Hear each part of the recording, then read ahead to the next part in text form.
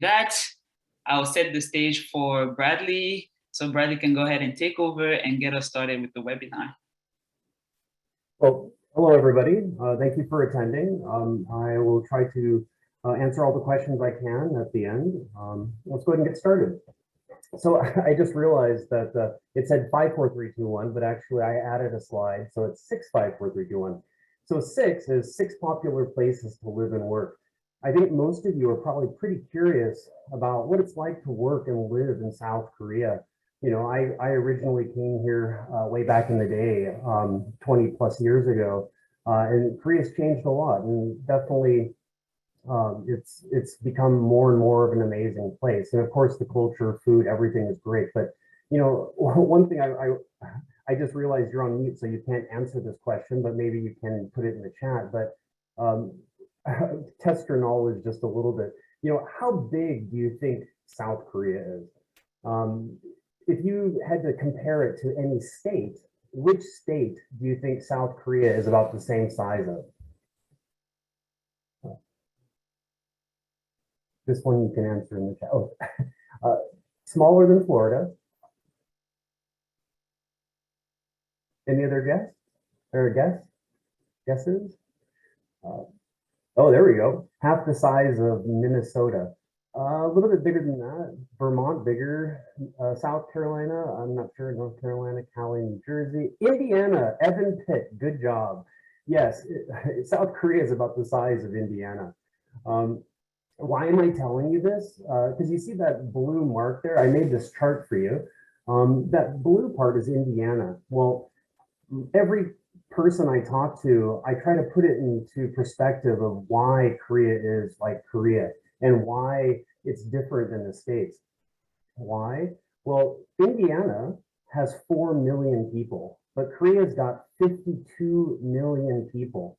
And an amazing thing is if you look on South Korea and USA, that chart that I made, if you look about the 25 largest cities in the United States, actually about 30 or 35, South Korea has very similar sized cities.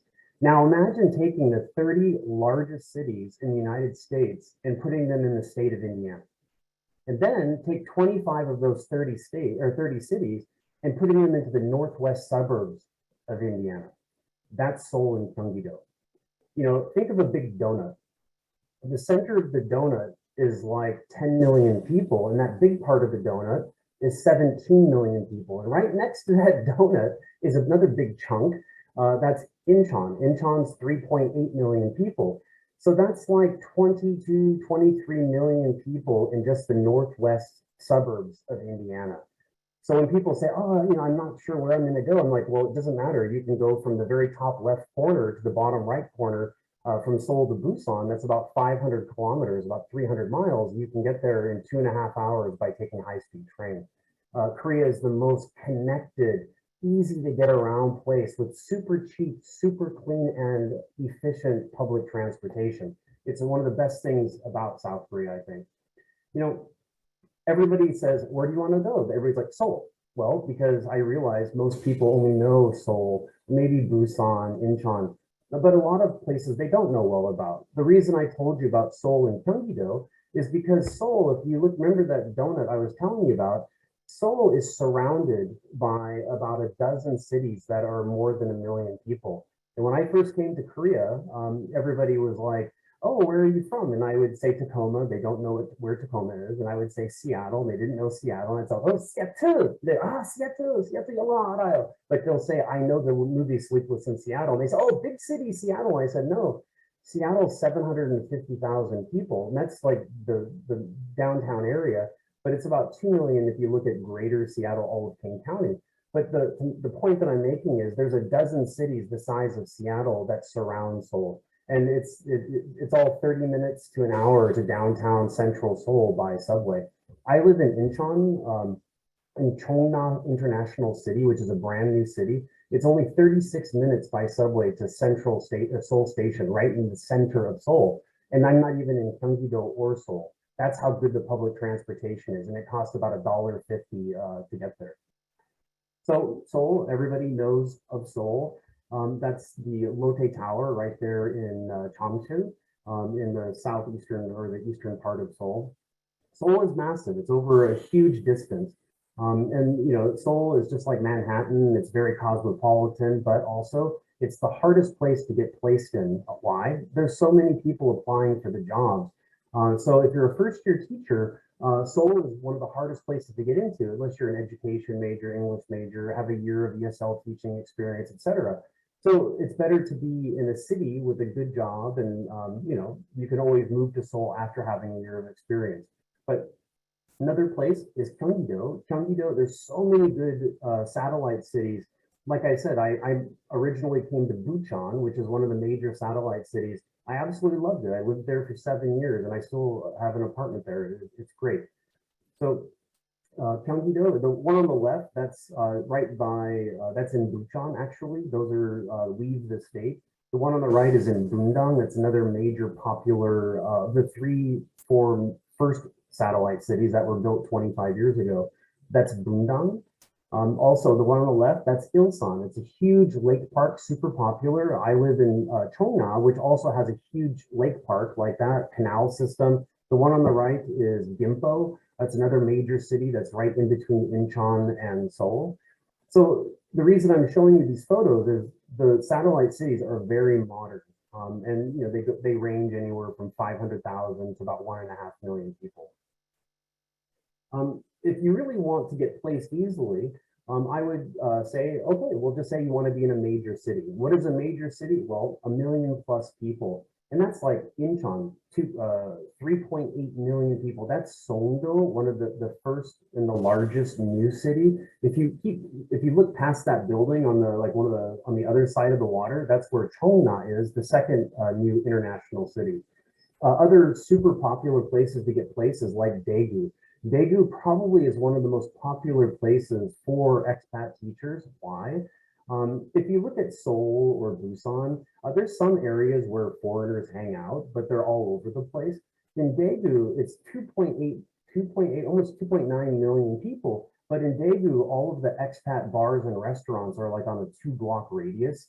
So after a few weekends, you kind of meet everybody, and they have like softball leagues, soccer leagues, baseball leagues. They have everything. So when expats go there, they tend to stay for quite some time. Other major cities like Gwangju is about 1.5 million people. And of course, Busan is very popular, and that's Haeundae Beach. You gotta visit there at least during your year or more in Korea, and that's 3.5 million people as well. So just, like those 5 or 6 major cities, we're talking anywhere from 2 to, 12 million people in these different cities. Another popular place to be placed is a medium-sized city. I mentioned before, my hometown is actually in Washington State, Tacoma, Washington. Tacoma is the second largest city in Washington State. That's about 450,000 people. But there's about 50 cities in Korea that are like 500,000 plus, which is actually quite a large city. I mean, as an American, but in Korea, that's pretty common. And in small cities, they say under 300,000. Like I live in Cheongna, that's about 200,000 people. But, we have our own city center. We have a massive lake park, canal system that goes through there. You can take boat rides. It's brand new, wide sidewalks. It looks like you're in the States, basically, because it's such a new city. 8 years ago, it was a tidal mud flat. Now it's, all high-rise apartment buildings, and it's beautiful. And coastal and island, there's lots of places along the coast that are a great place where you're still within an urban placement of like 300,000 to 500,000 people, but you're near nature as well, which is quite nice. And this one is Jeju Island. And I always kind of laugh when I think of Jeju because in Jeju Island, I lived in Korea for 6 years and I'd never been, but everybody said, oh, it's the Hawaii of Korea. And I was thinking, bullshit. But I went there and it was absolutely beautiful, but it's not Hawaii, as I thought, but it's absolutely beautiful. And you can see the top left corner is Chunmun Resort area. That's the really, kind of the high end area, but it's someplace you have to visit. As I mentioned, the first 6 years, I had never visited Jeju. And then when I did, for a business trip, I went 2 more times in the same year. That's how much I loved it. The food was amazing. The people were friendly, and it doesn't look anything like the rest of Korea. Well, five 5 reasons to teach in South Korea. The easiest one are the benefits. I've been placing teachers in South Korea since 2005 when I started my recruitment agency. And that's when I was working for the Korean government. And I know all the different areas or the different countries that you can go teach in. Maybe Japan or Hong Kong, you can make a little bit more money, but in Korea, you can save way more money than any country teaching English. Why? Well, the benefits are awesome.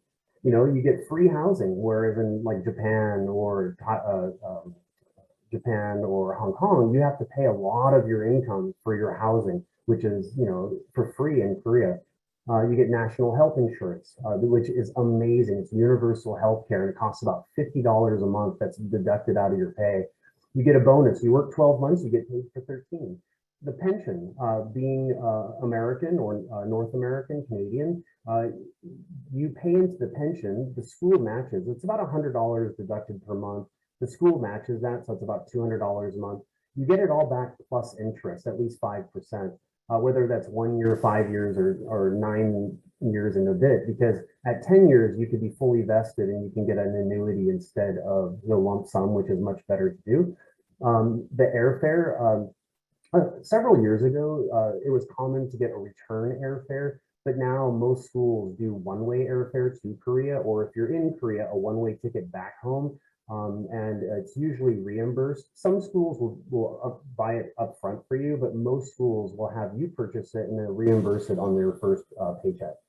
Low cost of living, with the skyrocketing prices and inflation going crazy, Korea's not been hit that bad. I mean, of course, inflation has happened here, but already the cost of living was much cheaper. So you can easily get by, and I'm talking like living well on $1,000 a month.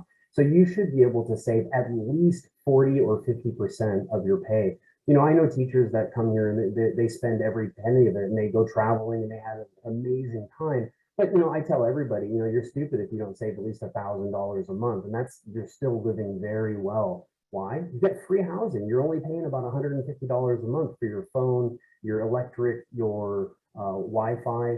And if you like Korean food is cheap. It's cheaper to go out for Korean food than it is to make it at home usually. What's more expensive if you like to eat a lot of Western food. But for questions later, I have lots of good tips for where to order food and how to order online. The culture and people, amazing. I used to work for the 한국관광공사, the Korea Tourism Organization in Seoul and also in Chicago for a long time. And my job was promoting Korea, and I absolutely love to. Why? I love the culture and the people. Being an American, we live in a very highly individualistic society where, being different and doing our own thing is prized above anything. Where in Korea, collectivism or communalism is the name of the game, where everybody tries to do everything together, what's best for the group. I absolutely love that. I'll talk about Korean food later, but I love sitting around a table and we cook the food together. We sit in a circle and you talk while you cook and you eat. To me, and everything's about sharing. Sharing is caring in Korean, that's for sure. And the people are amazing. I'll tell you, you'll get reverse culture shock going home, which I went through. Why? In America, you may be a wallflower, but in Korea, you could be a bit of a rock star because kids will walk right up to you and just say, "Oh, hi, how are you doing? My name is Kim Ji-bum," and they'll turn around and run away.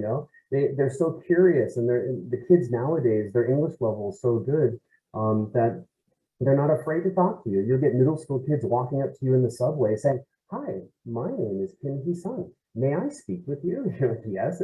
"Oh, I go to such and such middle school. My hobbies are blah, blah." And these types of interactions are things that you'll always remember and tell people back home about when you go home.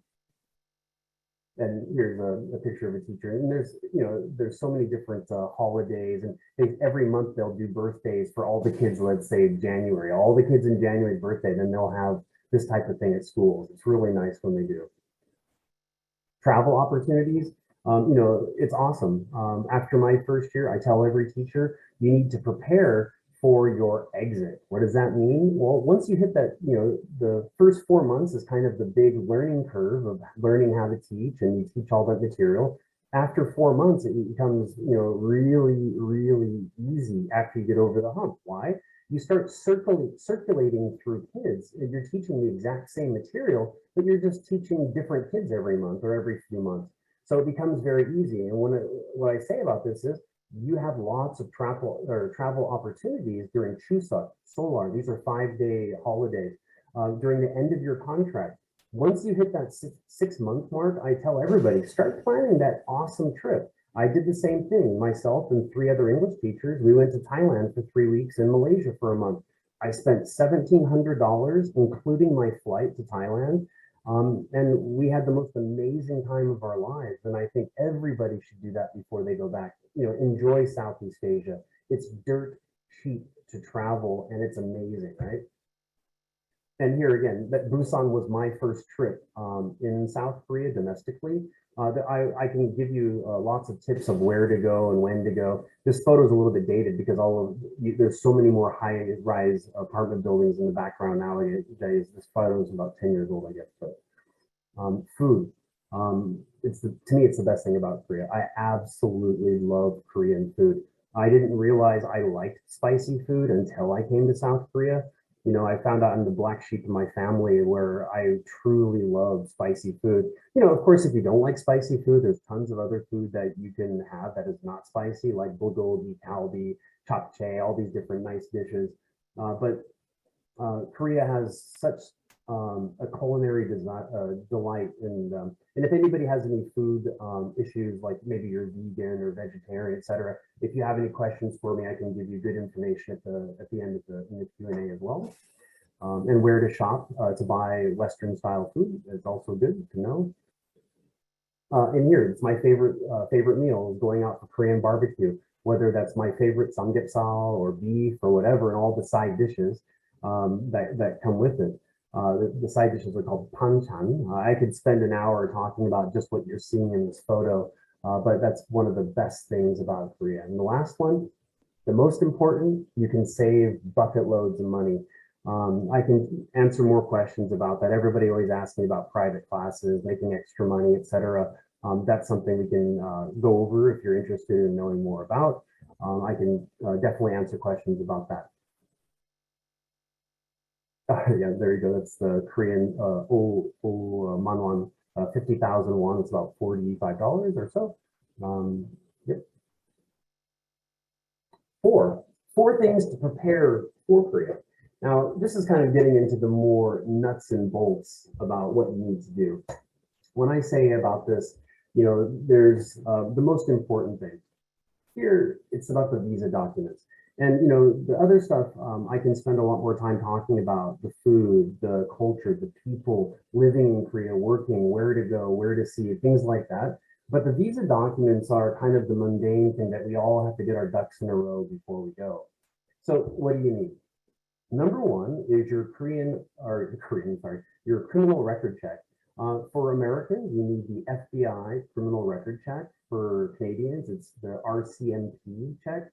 The DBS for British, and I can't remember the exact name, but it's the National Criminal Record Check for South Africa, Australia, New Zealand, and Ireland. Now, your bachelor's degree, you also need a bachelor's degree, and you need both of these with apostille notarization. Let me say firstly about the criminal record check. The majority are probably Americans. The easiest way, and you can get it within 2 weeks, is if you go through an approved FBI channeler. When I say an approved FBI channeler, you just Google FBI approved channelers, a list will come right up on the FBI's website. And the first one on there is Accurate Biometrics. That's another name for live scan. What is live scan and why is it great? Well, you go, almost every city has them. You just go in and they literally scan your fingerprints instead of going to your local police station and then ink printing, your fingerprints and then mailing them there. They have to scan every one of those fingerprints. It takes 3 weeks to like 5 weeks for them to do it and like a week for them to process it. Now, what's important is by doing a live scan, they immediately electronically transfer your fingerprints to the FBI, and they're able to do the check, and they normally email you a PDF of the FBI criminal record check in about 1 to 2 weeks. Live scan, I think the longest is usually about 10 business days. And then your BA degree, I can talk also about people who are probably graduating this spring, don't have their degree yet. There's also a way around that. It's called a letter of graduation. So your bachelor's degree, most people don't realize this, but you can just photocopy it, go to your local bank manager. Every bank manager just about is a public notary in your state. So for example, if I'm in Washington State, I could just walk into my local bank and say, hi, I'd like to have this document notarized, your copy of your bachelor's degree or the letter of graduation. And then you just walk in and you say, okay, here's my diploma, here's my photocopy of my diploma. I'm going to write on this photocopy, this is a copy of an original document. Then you sign it and date it in front of the public notary. They're not trying to verify the authenticity of this document. All their job is to make sure that your signature on your driver's license or passport is the same that you just put on that document. They will stamp it. Then you can just take it to your state apostille's office for anywhere from as little as $2 to about 20 bucks. And then you can get it apostille notarized. The criminal record check, I highly recommend. I can give this information at the end as a link. I wrote a blog post about this on how to get your apostille notarization in 2 to 3 business days for both your criminal record check or your bachelor's degree photocopy. Don't believe it when they say it takes 6 to 8 weeks. If you send it to the monument visa and you don't do special instructions, they will send it to the Department of State, which takes 6 to 8 weeks to process. But if you say that you want the Virginia state apostille, that takes 2 to 3 days. Not every state will notarize a federal document, but Virginia will. And the great thing is, Monument Visa is literally across the street from the Virginia State Apostille's office. So they walk over and they do drop-in service and they get it done that day, pay the extra 10 bucks, and then they will scan it before they send it back to you, pay the expedited shipping of $20. It'll cost you $85 to get the FBI background check notarized by the apostille. And you can also get your bachelor's degree apostille notarized by the Virginia State for, I think it's like 20, 30 bucks extra. So both of those will only take 2 or 3 days to get done. So do not worry if you don't have any of your documents, you can get everything in order in 3 weeks or less. That's one thing that most people don't realize, but I can give you that link to my blog post that I wrote about that. Passport. Your passport must have at least 6 months validity left,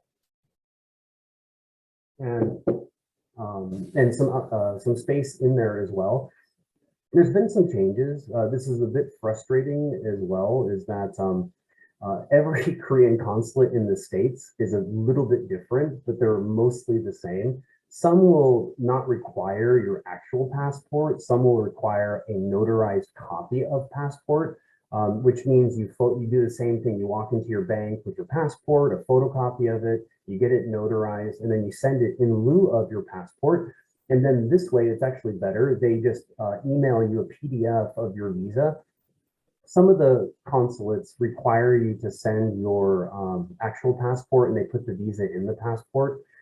Just hopefully you don't have to go through the Seattle or Vancouver Korean consulates, because the Seattle one takes a minimum of 4 weeks to process a visa. Vancouver is the worst at 5 weeks, but most of the other Korean consulates take about 2 weeks to process a visa.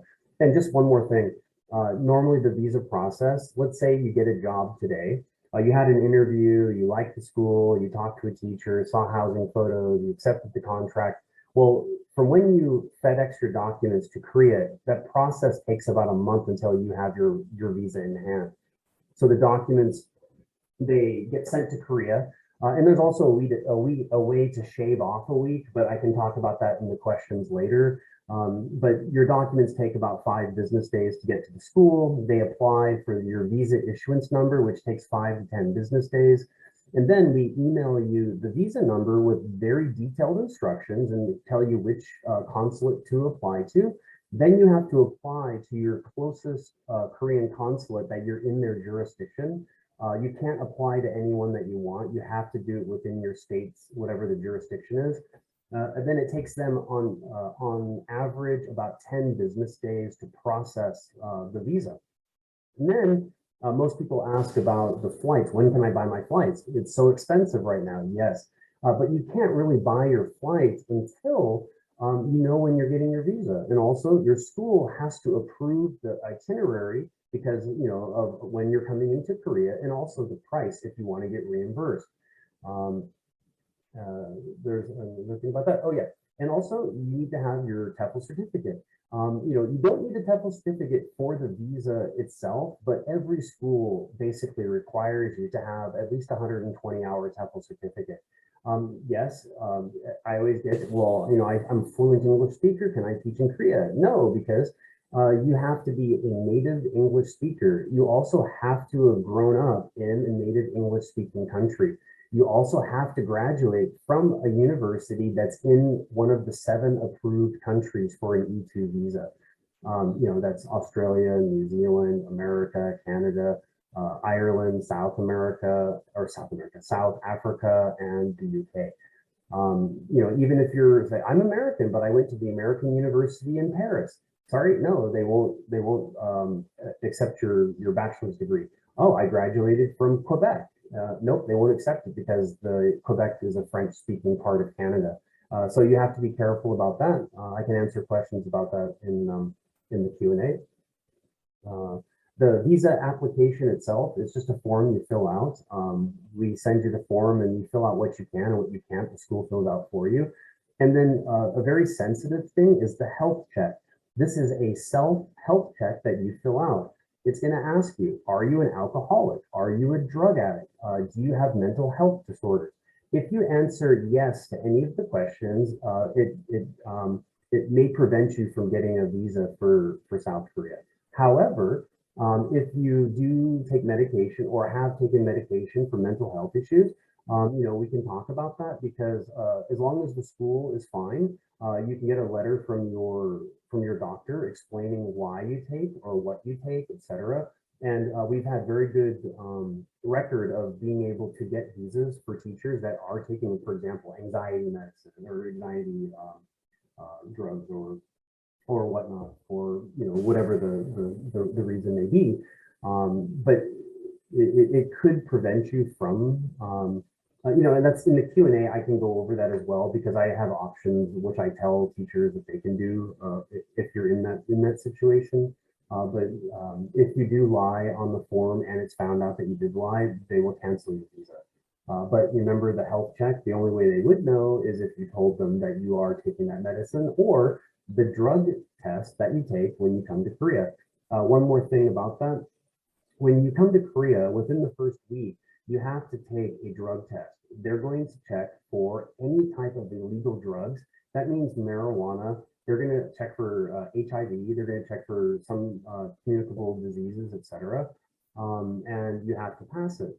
And that's the requirement to be able to get an ARC card, an alien registration card. That you can't open a full bank account without an ARC card. You can't make a contract for a smartphone. That's another one in the Q&A I'm sure I'll get is like, what do I do about my American phone? You know, how do I get a phone number in Korea, etc. I'm sure if you have questions, I can go into detail about that. You can open a bank account with just your passport, but it's a limited bank account. So it's better to wait. The ARC card takes anywhere from 2 to 4 weeks to get. Once you have your ARC card, that number is also your national healthcare number and you're registered. I'm sure if you have some questions about that, I'd love to talk at length about how wonderful the national health insurance is in Korea. It's your best friend being here. I have tons of stories about people who've had a medical emergency and, you know, they've paid almost nothing or very close to nothing. Sorry, I talked a lot about that because the visa documents part is very important. It's the most important thing for you because you have to have a visa to be able to teach in Korea.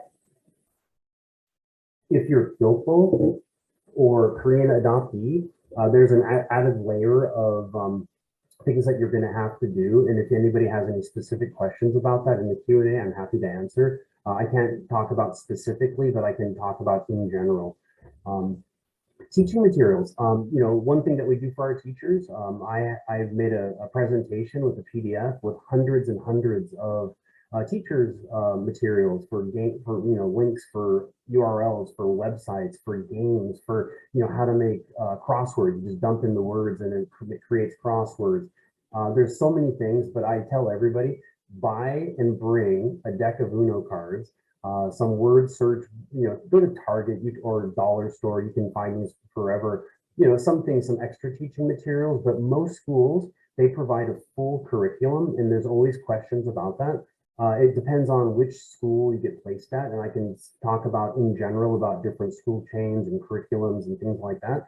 But do some research before you go. Like, what are some, teaching materials that I should have brought, going to South Korea? That you'll get a ton of different articles about that. Like for here, there's so many different games that you can bring, and there's certain things that you can do. It's always good, and you have to learn walking, jump, jump, jump. That's kindergarten crack right there. You'll make thousands of dollars doing that song.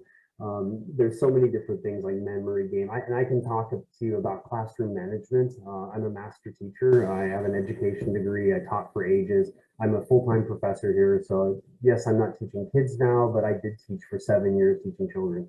So survival Korean, everybody asks about that. That's very important. Why? You need to be able to, have 30 questions of, how much is it? Dakachuzeo, please give me a discount. Oh, things like this, omana koyo, how long does it take? Where's the bathroom? You need to learn at least 30 sentences. But check out this one, Wiki, How to Speak Korean. That's a really good article that talks about all the basics, and it gives a lot of free information. And that's something that I tell everybody that they should try to learn at least 30 sentences. Korean people love it when you speak. Even if you say, 안녕하세요, they're like, how are you? They're like, oh my God, your Korean is so good. And you only know one sentence, but it makes their heart jump with joy because you're learning their language. Mindset. I think that's the most important thing. And I tell everybody, you go in, and let's say two people go to Korea, they have the exact same experience, the same job, the exact everything. One person goes back to home and says, I had the most amazing time of my life. The other person says, I hated it, right? It's all about your mindset. You have to remember, Koreans made Korea, so it's comfortable for Koreans, not us visiting Americans or British or Canadian. And the ones that can't get over that Korea is different than their home country, those people are poison. And you're like, in Korea or in America, it's like this. In America, we do it because they can't believe that another country does better than them. And that's ethnocentrism. If you go in the mindset of, hey, I'm easy to laugh at myself. I'm going to have a good time. I'm going to be open, positive, outgoing. Even if you're not the most outgoing person, you need to be, at least for the first few months. And you need to know how to put on your teacher mask and perform. Because if you teach kindergarten, no, you don't teach kindergarten, you perform. And then I can answer more direct questions about teaching, classroom management skills. I have my own way of doing it, which, may work for you, may not. That's why I say always try to watch other master teachers because you learn from them. Interview tips. It's very easy, but I feel some people have problems interviewing. Well, it's very easy. I'll show you how. If you want to get hired easily, make a self-introduction video and a demo lesson. If you want to do just the very basic, this is Kwanghan Moon, by the way. A 2-minute, if you just go into YouTube and just type in, ESL teaching jobs, 2-minute self-intro video. There's tons and tons of really good examples. Where are you from? Why you want to teach in Korea? Why you're excited to teach? Why you're outgoing? Why you love kids? If you touch on those things and say a little bit about your hometown and why you're so eager to learn about Korean culture and have that experience in Korea, you know, that goes a long way in getting interviews. And if you want, especially if you're wanting to go and be placed in Seoul, you need to make a demo lesson. Why? Just a same thing. Go to YouTube, type in, kindergarten ESL demo lesson. Oh, how to do pronunciation, how to do, teach the color, body parts, whatever it is. And then you show them that, hey, you look like you can do it. You can make a teacher voice. You do like this. That is the easiest and the best and most effective way to get a job in Korea. Also, interview, physical setup. I laugh sometimes because I cannot believe some people how unprepared they are for interviews. Remember that how you set up is indicative of how you're going to be as a teacher. If you don't care to spend 2 minutes on making sure that your phone, if you're using your phone for video, is at eye level instead of on your desk looking up your notes, or dressing appropriately. Guys, don't wear a tie, but wear a button-up collared shirt.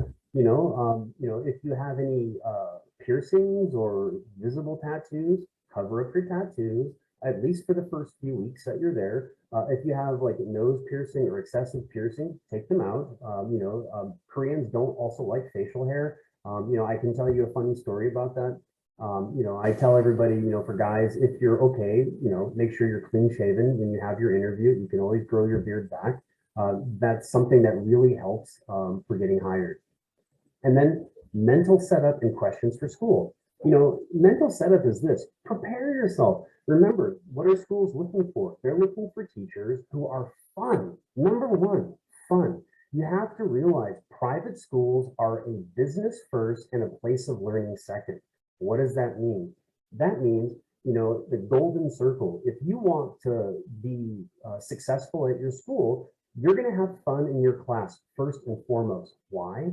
When little Johnny goes home and then the mom says, do you like your school? And they say, yes, I like my school. They pay for another month. And if they say, no, I don't like my school, it's not fun, they go to a different hagwon next door. And that's, basically that golden circle is the kid says, yeah, I love going to that school. The mother pays another month, the director is happy, and you are good as gold.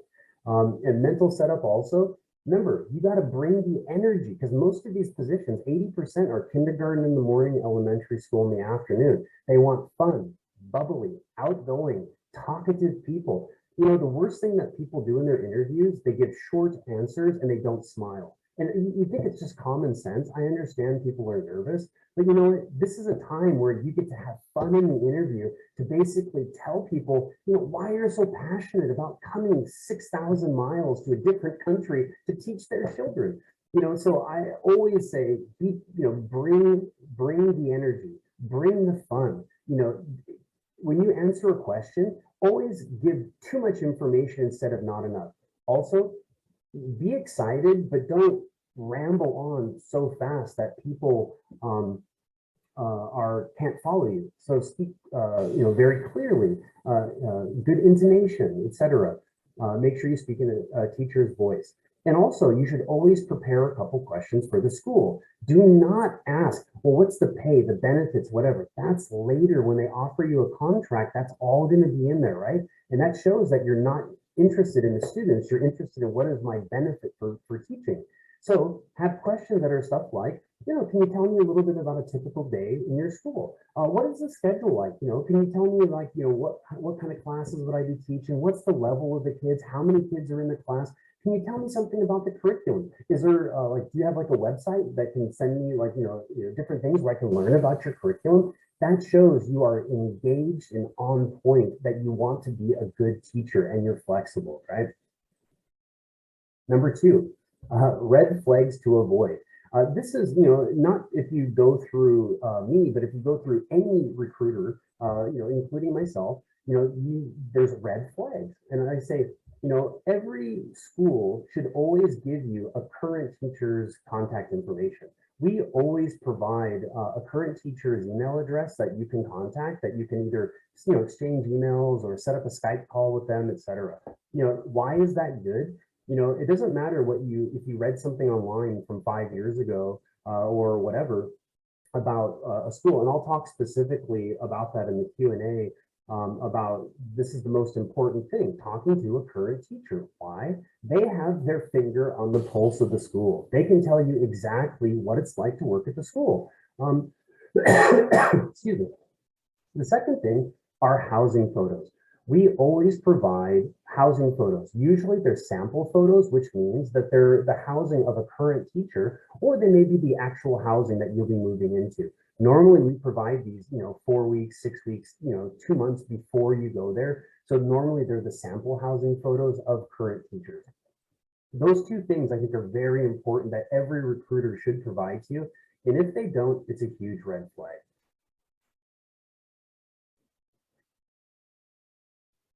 So I'm sorry, I know I'm talking a mile a minute, but there's so many things I want to say to you. But, out of all those things I was talking about, a little bit about us, we are your partner to assist you.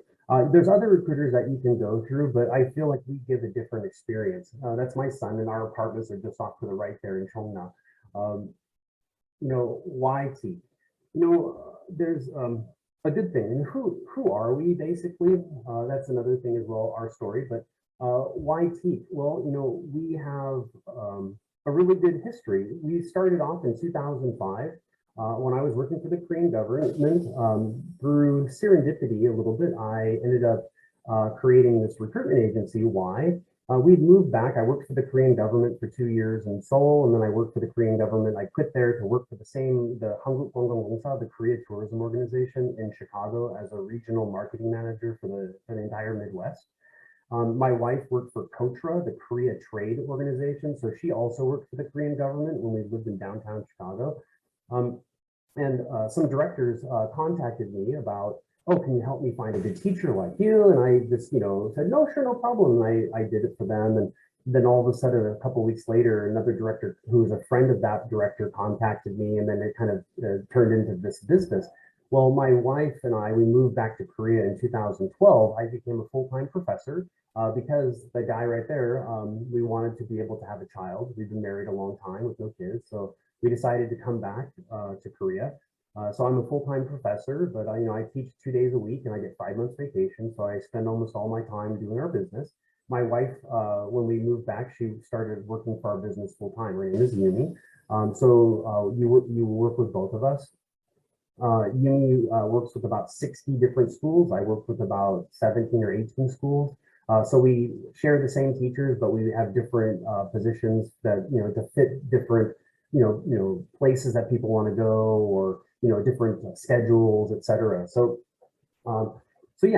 that's how we kind of started in this. And also we started placing teachers for ITA when ITA was before ITA actually, when the owner of ITA opened in 2010, I think it was, we actually, I placed a few of the IT coordinators, at least one of them in South Korea. So they always promoted us, which was great.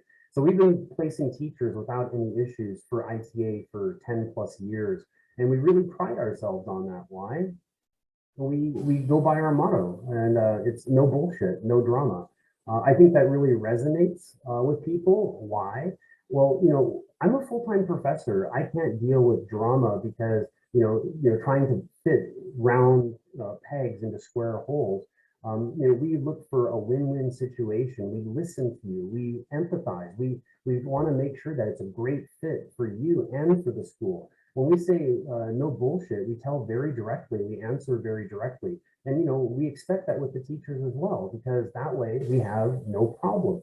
When someone's completely honest with you, and you can understand that, hey, we want what's best for you and the school. We don't want any drama. That's why we have very few problems. With regards to other, like Korean recruiters, they want to place as many people as possible, regardless if it's good for you, but it's good for them. And so I think that's one of the biggest differences you'll find with our recruitment agency. And I always say that we're a boutique recruitment agency. Why? That's the team right there, the two of us. And I think that, hey, we'll be honest with you. It's like I said, I'm a full-time professor. My wife and I both worked for the Korean government for 10 years. Our word and our reputation is everything to us.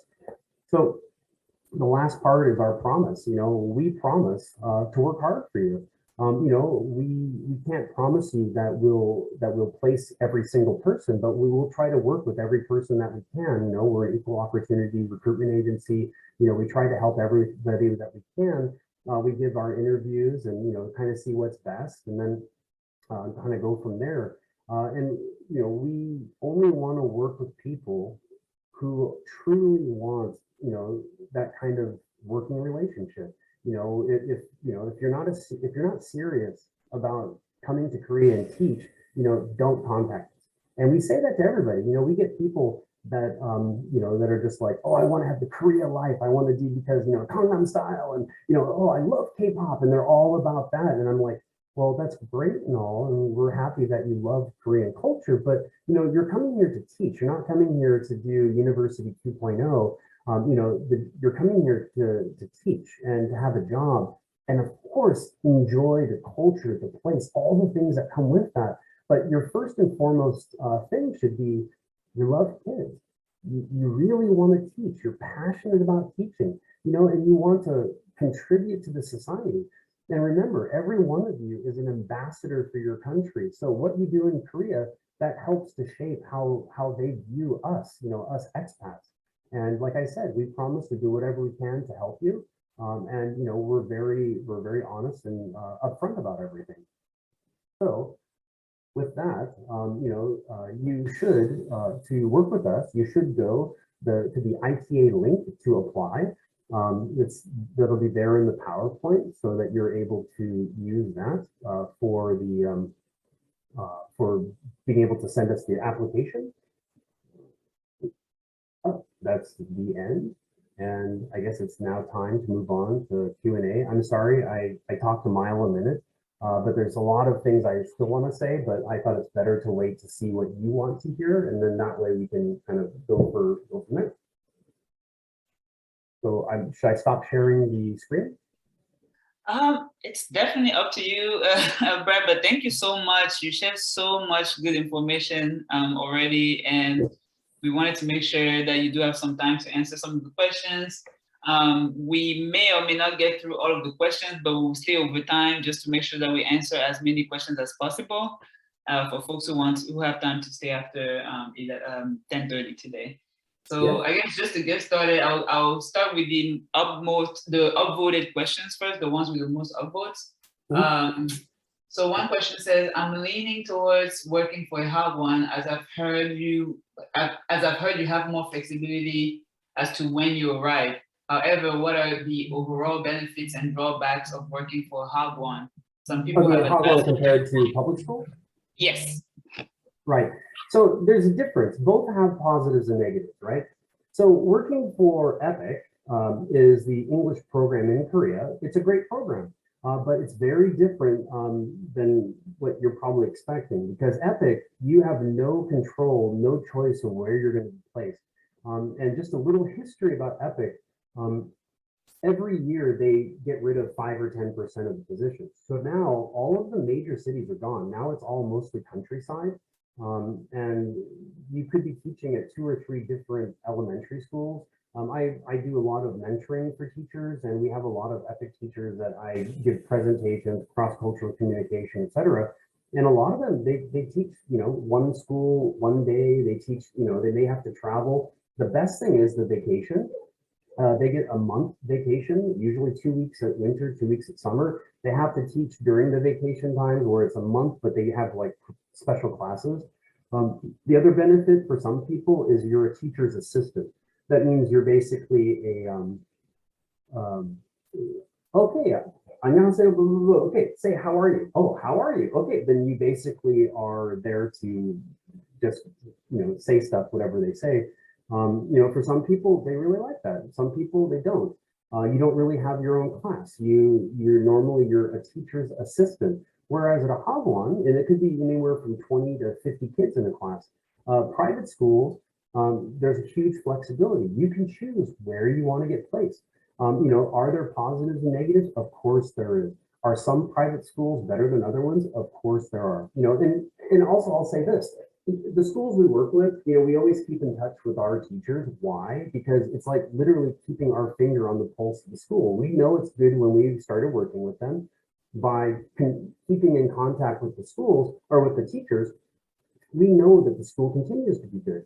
You know, and I think that flexibility, having your own class, you know, it's 10 days paid vacation instead of, you know, whatever it is for the private school. And having your own class and teaching how you want to teach is also a big plus. And the biggest one is you know exactly where you're going before you come to Korea.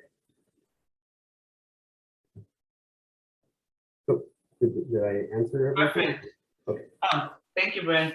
The next question, I've heard it's better and less stressful for some people to teach in more rural areas in Korea. Is that true? One of my friends taught in Korea for a few years and she taught in a school in the country. Is it difficult to get a job there? Right. So you're saying that it's more stressful or less stressful to teach in the countryside? Oh, they're asking if it's better or less stressful to work in the countryside. Well, it depends, right? It depends on, you know, if you like countryside. We don't place a lot of people in rural areas. Why? Because a lot of people, even though they want rural areas, they later are like, oh, it's too rural or whatever. So we say small city, that's like under 300,000. If someone says, oh, no, I really want like a small town type, we could, contact some schools, etc. But I would say that even like the smallest schools we work with are like 200,000, 150,000, 200,000 people in the city, or you could be very close to a bigger city. That's very common. But there are benefits to the smaller cities. Let's say, for example, we had some teachers who are professional, you know, they graduated with an education degree. And one girl goes straight to my mind. She went on and on and on about how she only wanted Gangnam because she had this thing about, oh, I was a student and, you know, in Gangnam and I want the Gangnam life and blah, blah, blah. Well, there's some things that come with that. That's the richest area of one of the richest cities in the world, right? So the expectations are here. And after 3 months, she basically was just like, I can't take it because, you know, some moms would put notes in about her hair. They're like, oh, we don't like that you're doing your hair up. It should be down or whatever it was, you know. And it was like they are very high expectation. Why? They're paying $1,500 for their kid to go to kindergarten at 3 years old or 4 years old, you know. So they have very high expectations. But if you go to Gyeonggi-do, surrounding Seoul, the expectations are a bit lower and more laid back. And of course, the smaller cities, the housing is actually larger. Why? Because they spend about the same amount of money for the free housing. Not free, but they pay something. But the housing is better in smaller cities. Also, it's more laid back.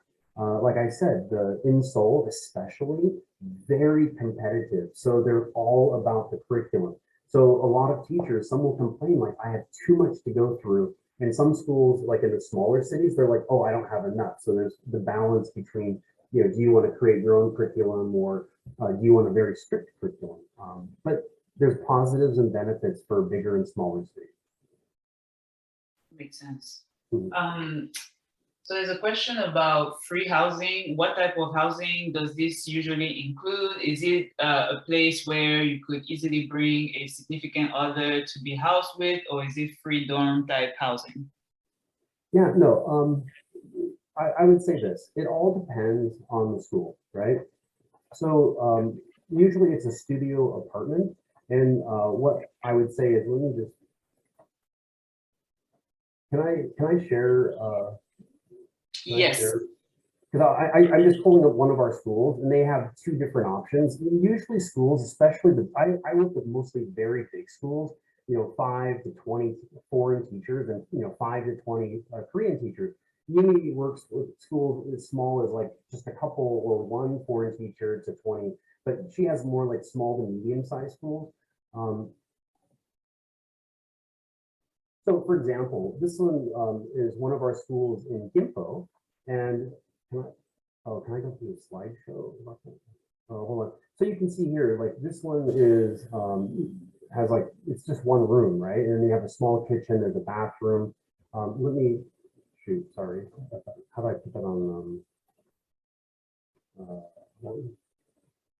the slideshow? I'm sorry, let me just pull up another angle.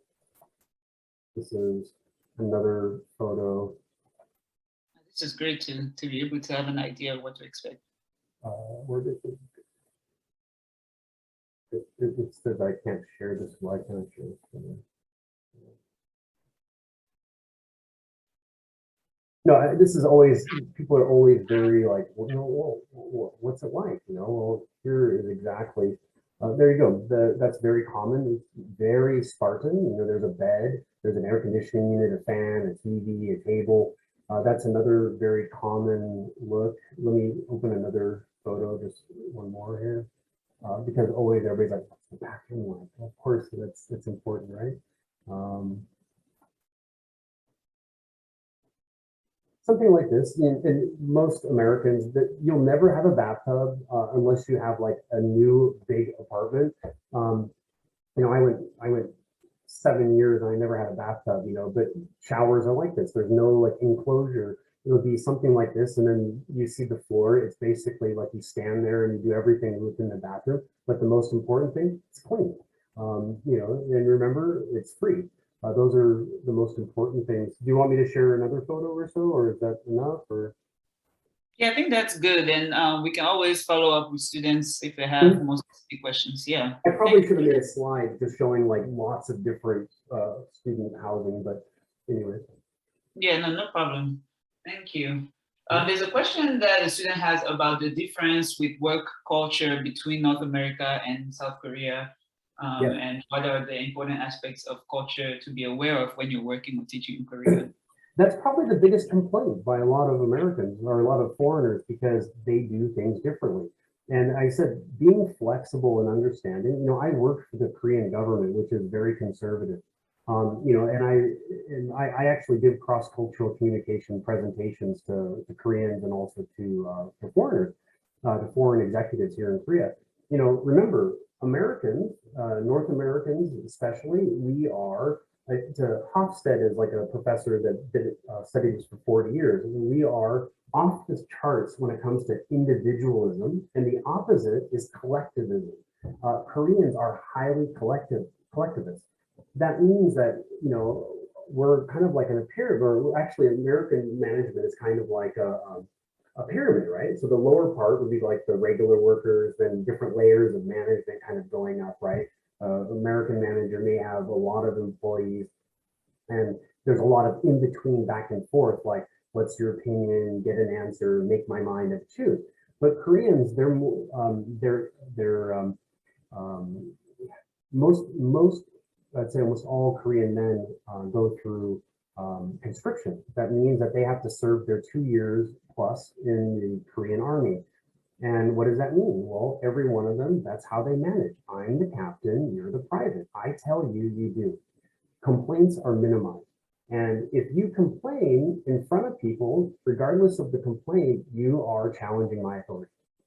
So in this situation, it's always best, instead of doing it in front of everybody, if you have something to say and you disagree, ask them to speak individually and privately, and then that way it causes a lot less problems. And I always say about flex and flexibility. You know, no one should stand for someone just unexpectedly coming to your house, regardless of the issue. Oh, I just wanted to check your meter for the whatever, you know, for the payment. No, that's something where you flex and say, no, nobody comes into my apartment. That's happened very few times, but I give this as an example. You know, and flexibility means that, you know, you're like, you have to realize, oh, well, they do things differently. You know, the number one knock on most private schools is the lack of communication, poor communication. Always the last to know. You know, it's like, oh, by the way, your new class started today. Oh, you're like, my new class? And oh, yeah, they're waiting for you right now. You're like, okay, that happens to every teacher at some time during your time in Korea. It's controlled chaos at times, right? And sometimes it's about because the manager's lack of English skills, or it's because, you know, they're busy doing something else and they don't tell you very well. I'm very happy. Most of the schools I work with, they're very well managed. They speak English very well. But you know, you'll be able to find that out from the interview. When you have an interview and you can see quickly what's their English level like. But the most thing I would always be aware of, be respectful. Even, some Koreans, they say, oh, it's Bali Bali. It's like fast, fast, fast, they sometimes are very emotional. Whereas I think more emotional than what they may get upset. I've heard teachers say they yelled. It's like, yeah, sometimes they do. And that's like a shock to some people. But I think that's kind of like the biggest difference in like in cultures where it also depends. It's all the idiosyncrasies of the different managers or whoever that may be. But there's definitely differences, and it's usually cultural or communicational. Thank you. Mhm. Someone asked about, there's a couple of people who asked about specific cities, but just, quickly, if we can talk a little bit about how easy or difficult it is to find jobs in Busan, because you mentioned it was difficult to find jobs in Seoul. So they wanted to know if it's difficult to find jobs in Busan or Daegu. Or they do. Yeah, no, I would say we probably work with, you know, 15 different schools in Daegu. So we place a lot of teachers in Daegu. Why? It's really popular. It's a 3 million, population city. It's super popular with expats, and we have a lot of schools there. So Daegu is a great place to go for your first year. But the thing is, most people who go to Daegu, they stay in Daegu. So if you want Seoul, but you should be flexible. The people who want to get placed, those are the people who are flexible. They say, okay, well, the people who say, I want Seoul, Seoul, Seoul, Seoul, Seoul, and then after a month or two, and they don't get any interviews, and then realize they're like, okay, well, Gyeonggi-do, but only like close to Seoul, and then if you say, okay, well, I want a major urban area, and then and then also if you say, nope, I don't want kindergarten, well, that already is 80% of the positions you're not being able to be considered for. Why? About 80% of positions are kindergarten in the morning, elementary school in the afternoon. About 20% are elementary school in the afternoon with some middle or high school. If you say, no, I want to teach adults, well, good luck. It's really hard to find full-time adult teaching positions unless you are a specialist in business English. And there's also not many of those jobs. Why? Most of those schools are 6 a.m. to 9 a.m. and then from 6 p.m. to 10 p.m. They hire part-time teachers instead of sponsoring a visa and giving housing, etc. Yeah, so I think number one, giving a good interview, making a self-introduction video. Number one thing is being flexible. Say, okay, well, I would like a major city or very large urban area. I'm okay for teaching younger kids. If you say, especially if you say, I don't want kindergarten, well, then you should be very flexible on location. That increases your place of getting your chance of getting placed. Is that the case for Busan as well? Busan's a different thing. Busan is super popular right now, but there's not as many schools like Seoul. I feel like there's so many more schools. Oh, of course, there's 12 million people. Busan's like 3 point something. But Busan is super popular, but it's also very competitive. It's like Seoul is number one, Busan's number two. So that's the same thing where Busan's kind of hard to get in, but we have lots of schools around Busan that are 30 minutes to an hour away. And also from Daegu to Busan is only an hour by car. So if you want Busan, you say, okay, well, I'm willing to teach in Daegu for a year, and then while you're in Korea, then all of a sudden you have a full year of ESL teaching experience and you're in country. It's easy to transfer a visa. So, I think people who say like, I really want Seoul or Busan, be flexible. Okay, instead of Seoul, Gyeonggi-do, instead of Busan, near Busan, Daegu. And then your second year, then do that. Then it's much easier to get into. Unless you're really well qualified, you have teaching experience, you have a bachelor's of education or English, linguistics, literature kind of background. Thank you. Okay. So there's been a few questions about the apostille and the background check process. How long should folks start working on them? And then someone also asked about if they have a master's degree, should they also get that apostille as well? Yeah, no, master's degree. Remember, the E2 visa only requires a bachelor's degree. So your master's degree has nothing to do with the visa process. That's just for you to show the school so that hopefully you get more money. But remember, if you have a master's degree in Russian literature, that's not really going to help you get more money for teaching English, right? That's one thing that people don't realize. If it's not related to teaching or English, then it doesn't really help you. So, like I said, I can give a link afterwards, or before people finish, I can put it in the chat to the blog post. As I said, you know, for sure, if you go through, if you Google first, you know, approved FBI channelers, a list comes right up on the FBI website. There's at least 30 or 40 that are there. The first one on the list is accurate biometrics, or just type in live scan, LIVESCAN, and then your city name. They're normally in every major city. And then it only takes about 5 to 10 business days to get your FBI background check. If you go through monumentvisa.com, and if you follow my blog, it's on our website under blog posts. It says, you know, how to get an apostille for an FBI background check. Or a diploma within 3 business days. Step by step, it's easy to do. So you can have all your documents, even if you have no documents now, you have your diploma, but you don't have the copy apostille notarized, then you can have every document ready in 3 weeks. So you're still okay if you're looking for September 1st. Remember, March 1st and September 1st are the 2 big hiring dates. That's like the start of the spring semester, start of the fall semester. But you know, it's rolling admission between March 1st and September 1st. Maybe 30% of the positions are somewhere in there. Maybe 30% March 1st, 30% September 1st. And then, you know, but after September, October, November, the jobs drop off. And then nobody hiring for December, January, even March 1st, people come at the end or middle of February. So most people don't start in December, January, or February, but the other months it's possible. The biggest selection is if you're, okay, I want March 1st or I want September 1st. That's where you're going to have the biggest selection of jobs. Oh, perfect. The best chance of getting placed. And we'll make sure to include that blog link as well with the application link at the end in the follow-up.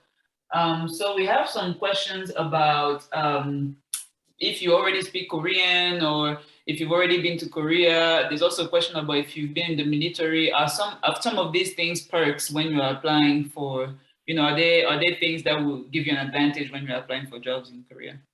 Yeah, I would say specifically, if you know any Korean, and especially if you say that during your interview, I think that's very helpful. Oh, it's direct. I just, Student Affairs direct message, I just sent you the link. Can you send that out to everybody? That's the link for the blog post. For getting an FBI, or getting a, yes. Yeah, thank you. I'm sorry, I lost what you were saying. You said about if you speak Korean. If you speak Korean, or if you've studied in Korea or lived in Korea before or in the military. Yeah, so there's well, it's different levels of it though. If you've traveled to South Korea, or you've studied in South Korea, or you've lived in South Korea in the military, all of that's great. Why? They think that you're not gonna, because every single person goes through culture shock. Every single person gets homesick, right?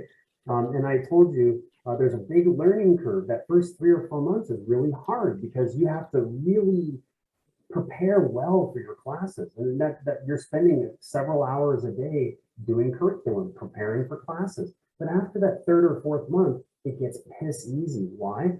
You're just cycling through the kids. You're teaching exactly the same stuff. So instead of preparing, making a new lesson, you're just modifying what you think, oh, that didn't work so well last time. Let me change that little bit here or there. So it becomes super easy.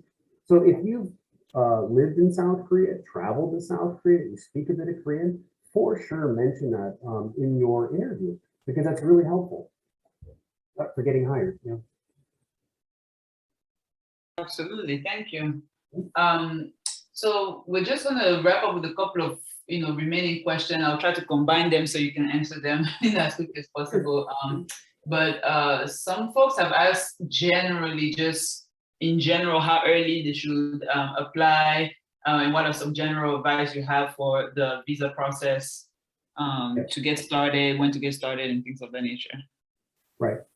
Like I said, the visa process takes about a month. So we're still now hiring for July, August, September, some October, but normally about 3 months before you're expected, like I want to start, 3 months from now, that's the time that you want to be applying for jobs.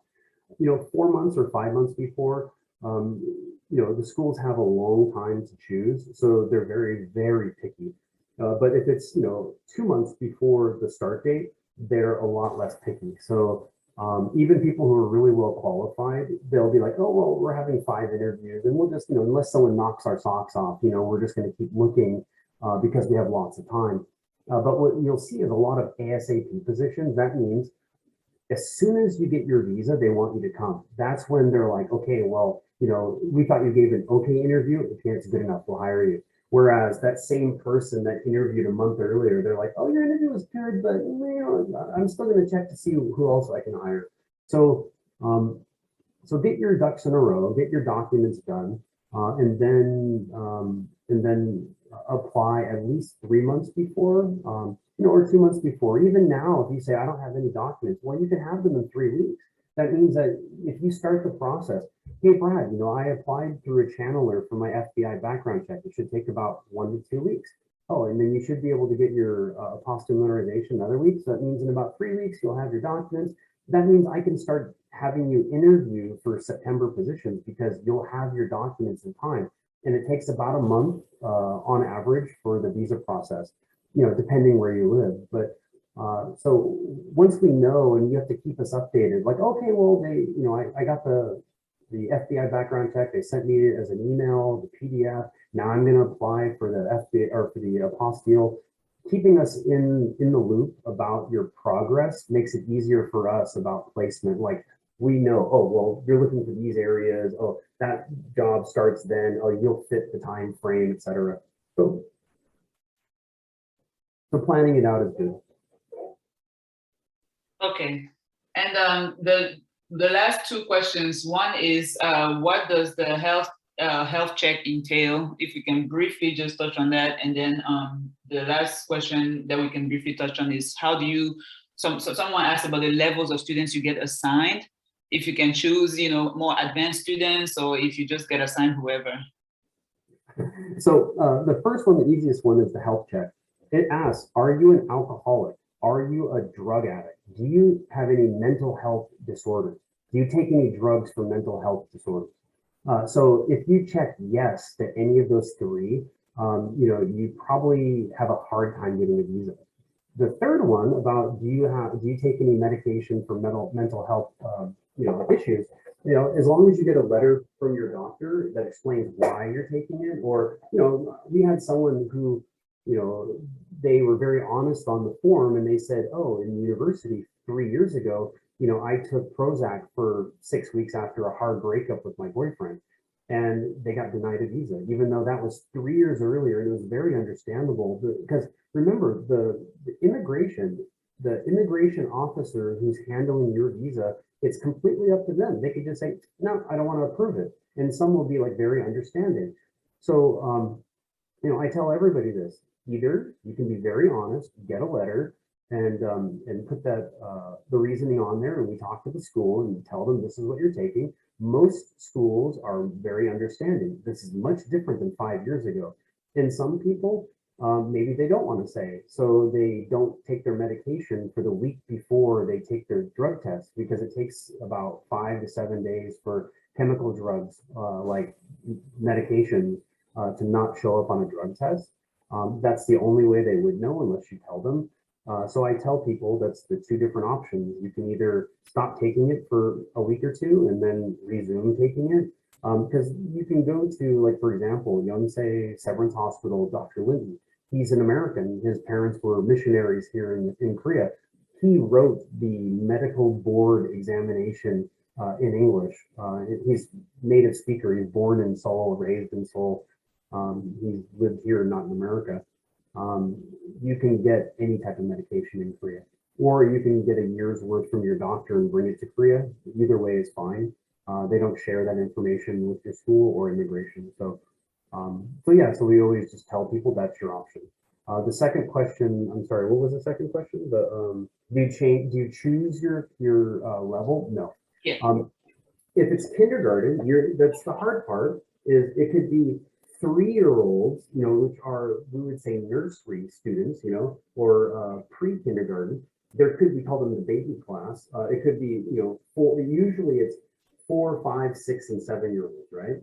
Or no, 3, 4, 5, and 6-year-olds. So they may go to kindergarten for 4 years, right? So you may have upper kindergarten, you could have all 4 kindergarten. If you teach all 4 levels of kindergarten, then you're going to teach less elementary school. And the hardest thing for teachers, if you're teaching the elementary school in the afternoon, you could have kids that their levels, some are here and some are here in the same class. Why? It's their age. If you put a kid who's older in a class that their kids are a year or 2 younger because it's an appropriate level, that kid will not go more than a month because they'll be embarrassed. So they'll stick kids in your class that are like way different levels. And it's your responsibility to be able to adapt and be able to teach that. There's different strategies I can tell you about how to do that. But that's one of the hardest things I think about teaching in private schools is delivering content at different levels. They're normally going to be very similar, but you may have some kids that are like stuck in there because they've never had an English class. And they put them in 3rd grade, where other kids have been going to Hagwon for 4 years. So it's really different. But yeah, that's a challenge, but it's a challenge you have to overcome.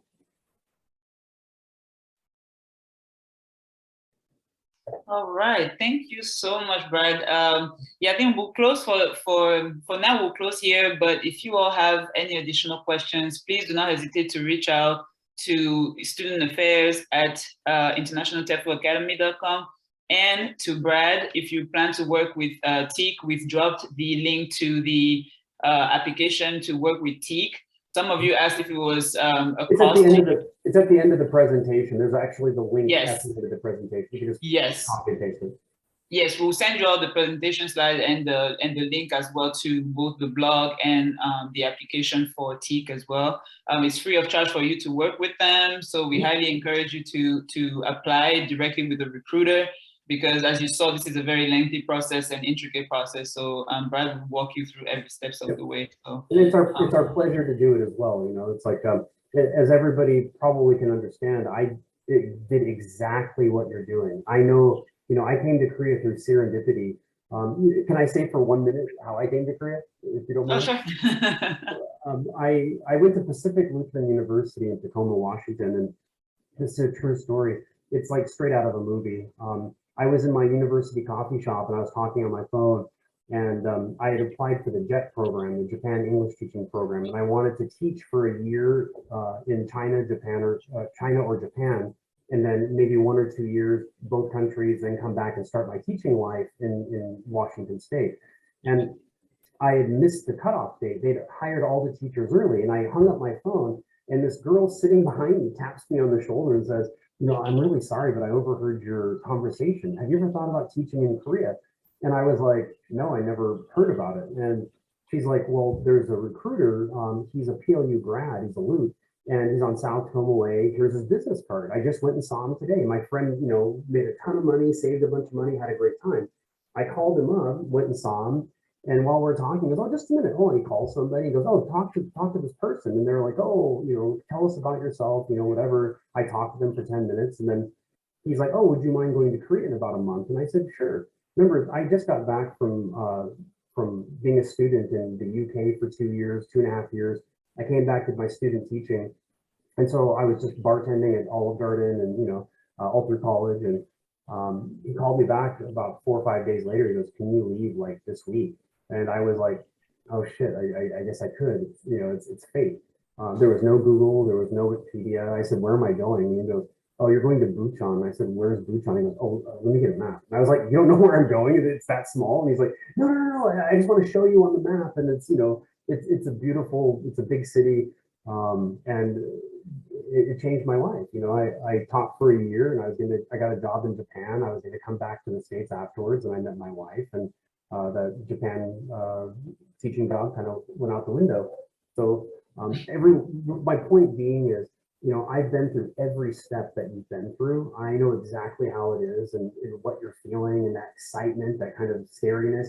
But you know, it's an adventure, and I really hope that you choose to go, not even through me, but I just hope that you do choose to teach in Korea, because literally it was a life-changing experience for me. So that's my pitch for Korea. And of course, I hope that you work with us, but you know, I really hope that you do go to Korea. You'll have a really good time, and you'll save a lot of money. Thank you.